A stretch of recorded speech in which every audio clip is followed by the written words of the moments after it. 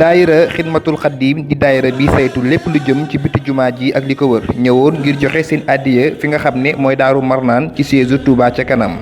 kenn umpalewul sumb bu rëy bi nga xam ne Touba ca kanam ñoo ngi koy def opération lutte contre l'inondation maanaam saytu lépp loo xam ne si ni ay ndoxu taataa la ñu jëlee ko ci dëkk bu sell bii daayira xidmatul xaddim dikkoon joxe seen addiya ci lu toll que 360 000 ngir jàppale ko Touba ca kanam ci liggéey bu rëy bii.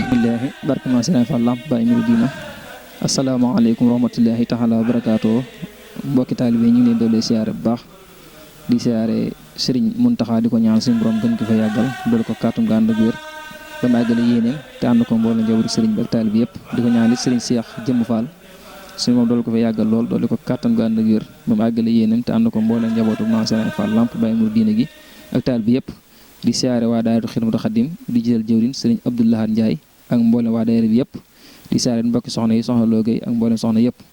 di leeral rek liggéey bi nga xam si nii waa daayira Xidmatul Xadim muy mbooloo mi nga xam si ñooy bale jumaay Serigne Touba ji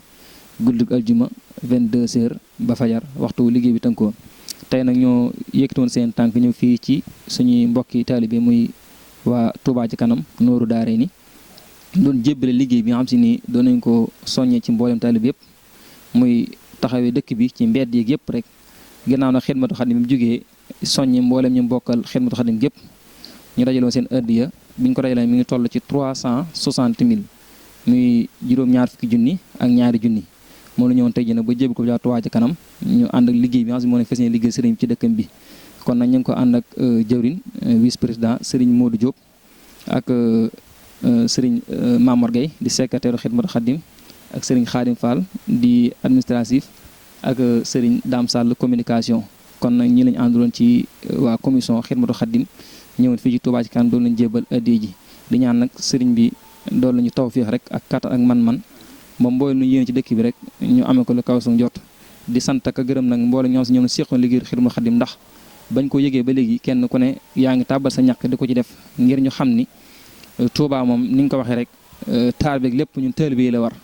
kon nag te buñ ne daayira yi kon nag rawatina nag daayiratu Xidmatul Xadim bi nga xam si ni moom mooy taxawee jumaa ji di ko yeesal di ko bale ci guddi alxamis gune muy guddi ajuma te it seen liggéey yëmul ci bale rek ndax day mel ne jamono yi toll gis ngeen canal yi nga xam si moo nekk ci jumaa yëpp